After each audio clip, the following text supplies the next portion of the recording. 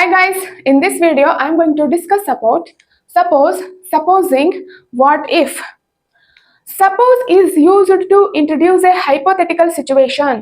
Means ಈ suppose ಅನ್ನೋದೇನಿದೆಯಲ್ಲ ಇದು ಕಾಲ್ಪನಿಕ ಪರಿಸ್ಥಿತಿಯನ್ನು ಪರಿಚಯಿಸಲು ಬಳಸಲಾಗುತ್ತದೆ. ನಿಜವಾಗ್ಲೂ ಆ ಸಿಚುವೇಶನ್ ಆ ಸಂದರ್ಭ ನಿಜವಾಗಿಯೂ ಇರೋದಿಲ್ಲ, ಕಾಲ್ಪನಿಕವಾಗಿ ಸೃಷ್ಟಿಸಲು ಈ ಸಪೋಸ್ ಅನ್ನೋದನ್ನ ಬಳಸಲಾಗುತ್ತದೆ.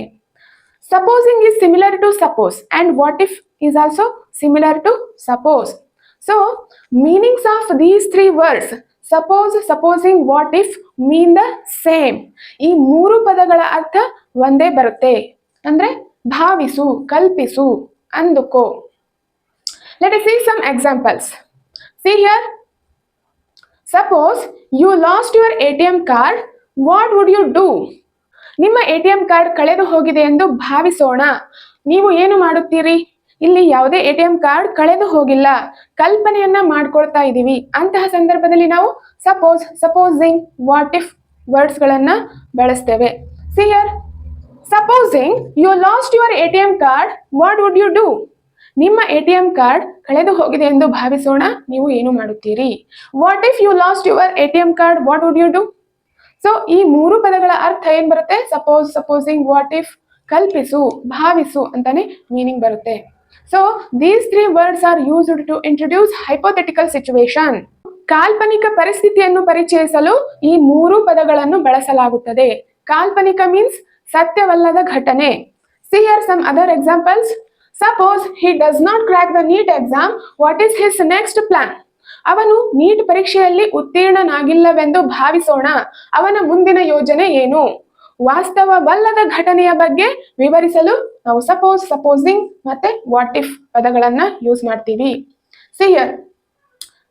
Supposing you got your dream job, what would you do? ನಿಮ್ಮ ಕನಸಿನ ಕೆಲಸ ಸಿಕ್ಕಿದೆ ಎಂದು ಭಾವಿಸೋಣ, ನೀವು ಏನು ಮಾಡುತ್ತೀರಿ? ನಿಜವಾಗ್ಲೂ ಡ್ರೀಮ್ ಜಾಬ್ ಇನ್ನು ಸಿಕ್ಕಿಲ್ಲ, ಸಿಕ್ಕಿದೆ ಎಂದು ಭಾವಿಸೋಣ, ಕಲ್ಪಿಸೋಣ. ವಾಸ್ತವವಲ್ಲದ ಘಟನೆಯ ಬಗ್ಗೆ ಮಾತನಾಡಲು ಬಳಸಲಾಗುತ್ತದೆ. Next, suppose we went to Paris, what would you purchase?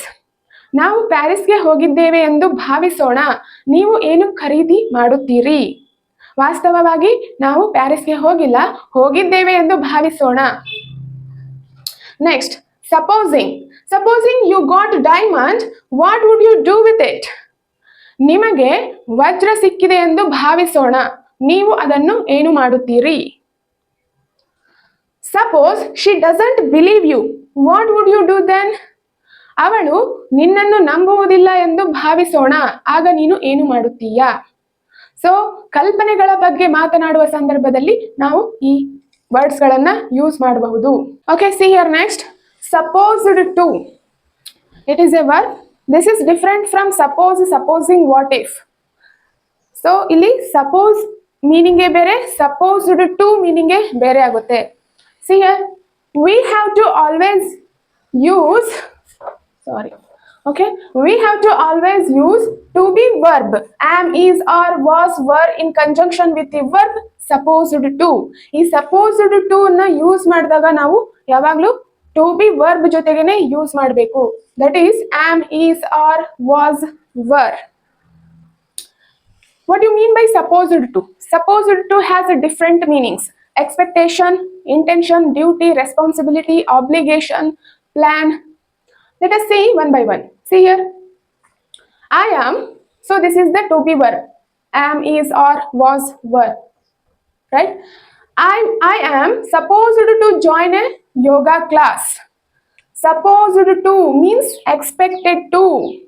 ನಾನು ಯೋಗ ಕ್ಲಾಸಿಗೆ ಸೇರಿಕೊಳ್ಳುವ ನಿರೀಕ್ಷೆಯಲ್ಲಿದ್ದೇನೆ ಅಥವಾ ನಾನು ಯೋಗ ಕ್ಲಾಸ್ಗೆ ಸೇರಿಕೊಳ್ಳಬೇಕು.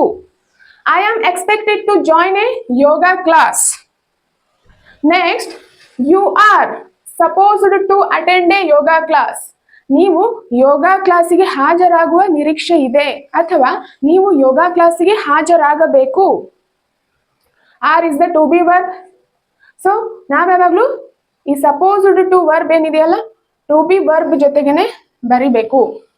See here, if we write like this, what will happen? I supposed to join a yoga class. So there is no to be verb here. So this sentence is completely wrong. I supposed to join a yoga class. You supposed to attend a yoga class. These two sentences are incorrect because see here the to be verbs are used to form a structure that expresses the expectation or intention. ಇಂದು expectation ನಿರೀಕ್ಷೆಯನ್ನು ವ್ಯಕ್ತಪಡಿಸುವ ರಚನೆಯನ್ನು ರೂಪಿಸಲು ಈ to be ಕ್ರಿಯಾಪದಗಳನ್ನ ಬಳಸಲಾಗುತ್ತದೆ am are is was were so always we have to use supposed to with to be verbs only ಈ to be verbs ಗಳ ಜೊತೆಗೆ ಇದು ಜೋಡಣೆಯಾಗಿ ನಾವು ಬರಿಬೇಕು ಇದನ್ನ supposed to it means expectation we already discussed about that. Apart from that, it has other meanings also. See here, duty, responsibility. When we are talking about duty or responsibility, we can use supposed to. See here, you are supposed to be at the office at 9 a.m. ನೀವು ಬೆಳಗ್ಗೆ 9 ಗಂಟೆಗೆ ಕಚೇರಿಯಲ್ಲಿರಬೇಕು. It's your duty or responsibility. ನಾವು ಮತ್ತೊಬ್ಬರಿಗೆ ನೀವು ಈ ಟೈಮಲ್ಲಿ ಕಚೇರಿಯಲ್ಲಿರಬೇಕು ಅಥವಾ ಆಫೀಸಲ್ಲಿ ಇರಬೇಕು ಅಂತ ಹೇಳುವ ಸಂದರ್ಭದಲ್ಲಿ ಸಪೋಸ್ಡ್ ಟು ಯೂಸ್ ಮಾಡ್ತೀವಿ ಇನ್ನೊಬ್ಬರ ಕರ್ತವ್ಯದ ಬಗ್ಗೆ ಅಥವಾ ಜವಾಬ್ದಾರಿಯ ಬಗ್ಗೆ ಮಾತನಾಡುವ ಸಂದರ್ಭದಲ್ಲಿ. Next, plan or intention. ಯೋಜನೆ ಮತ್ತು ಉದ್ದೇಶ. ಇಂಟೆನ್ಷನ್ ಮೀನ್ಸ್ ಉದ್ದೇಶ. When we are talking about plan and intention we can use supposed to. The trip was supposed to go on Monday, but it was cancelled. ಪ್ರವಾಸಕ್ಕೆ ಸೋಮವಾರ ಪ್ರವಾಸಕ್ಕೆ ಹೋಗಬೇಕೆಂದು ಯೋಜನೆಯಾಗಿತ್ತು ಆದರೆ ಅದನ್ನು ರದ್ದುಗೊಳಿಸಲಾಗಿತ್ತು. ಪ್ಲಾನ್ ಮಾಡಿದ್ವಿ ಮಂಡೇ ಪ್ರವಾಸಕ್ಕೆ ಹೋಗ್ಬೇಕಂತ. ಸೊ ಯೋಜನೆ ಮತ್ತು ಉದ್ದೇಶವನ್ನ ಹೇಳುವ ಸಂದರ್ಭದಲ್ಲೂ ಕೂಡ ನಾವು ಸಪೋಸ್ಡ್ ಟು ಯೂಸ್ ಮಾಡ್ತೀವಿ. Here we used here what is this to be verb or was. While writing supposed to, we have to use to be verbs. Next, assumption, belief. Assumption means ಕಲ್ಪಿಸಿಕೊಳ್ಳುವುದು, ಊಹಿಸಿಕೊಳ್ಳುವುದು. Belief, ನಂಬಿಕೆ. When we are talking about assumption or belief, we can use supposed to. See here, she is supposed to be a doctor. ಅವಳು ವೈದ್ಯೆಯಾಗಬೇಕು. ಇದು ಅವರ ನಂಬಿಕೆ ಆದ್ರೂ ಇರಬಹುದು. ಅವಳು ವೈದ್ಯೆಯಾಗಬೇಕು. It may be assumption. ಅದು ಅವರ ಕಲ್ಪನೆ ಕೂಡ ಊಹಿಸಿಕೊಳ್ತಾನೂ ಇರಬಹುದು ಅಥವಾ ಅವರ ನಂಬಿಕೆ ಇರಬಹುದು. ಯಾರು ಅವಳ ಬಗ್ಗೆ ಮಾತಾಡ್ತಾ ಇದ್ದಾರೆ, ಅವಳು ವೈದ್ಯೆಯಾಗಬೇಕು ಅಂತ. Next, obligation. We can also use supposed to as a obligation. Should is also used to express obligation. Obligation means what? ನಿರ್ಬಂಧ ಅಥವಾ ಕಟ್ಟುಪಾಡು. See here, you are not supposed to park the car here. ನೀವು ಇಲ್ಲಿ ಕಾರನ್ನು ನಿಲ್ಲಿಸಬಾರದು. So it's an obligation, ನಿರ್ಬಂಧ, ನಿಯಮಾವಳಿ. You should not park the car here. So we can use should when we have a personal relationship with people. For example, our sister, brother, our parents. So ನಮ್ಮ ತಮ್ಮ ತಂಗಿಯರ ಜೊತೆ ವೈಯಕ್ತಿಕ ಸಂಬಂಧವನ್ನ ಹೊಂದಿರುತ್ತೇವೆ. ಅಂತಹ ಸಂದರ್ಭದಲ್ಲಿ ನಾವು ಶುಡ್ ಯೂಸ್ ಮಾಡಬಹುದು. You should not park the car over here. But when we don't have a personal relationship with other people we can use supposed to. ಅಂತಹ ಸಂದರ್ಭದಲ್ಲಿ ನಾವು ಸಪೋಸ್ಡ್ ಟು ಯೂಸ್ ಮಾಡಬೇಕು because it sounds more polite then should. See here, you are not supposed to park the car here. ನೀವು ಇಲ್ಲಿ ಕಾರನ್ನು ನಿಲ್ಲಿಸಬಾರದು. Next, I am not supposed to tell you. ನಾನು ನಿಮಗೆ ಹೇಳಬಾರದು.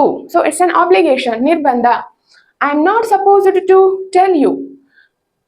ಸೊ ಇದನ್ನ ನಮ್ಮ ಪರ್ಸನಲ್ ರಿಲೇಶನ್ಶಿಪ್ ಇಲ್ಲದೆ ಇರುವಂತಹ ಸಂದರ್ಭದಲ್ಲಿ ನಾವು ಸಪೋಸ್ಡ್ ಟು ಯೂಸ್ ಮಾಡ್ತೀವಿ. ಬಟ್ ಪರ್ಸನಲ್ ರಿಲೇಶನ್ಶಿಪ್, ವೈಯಕ್ತಿಕ ಸಂಬಂಧ ಇದ್ದಂತಹ ಸಂದರ್ಭದಲ್ಲಿ I should not tell you. We can use should as a obligation. I should not tell you. So supposed to is very helpful in our daily conversation.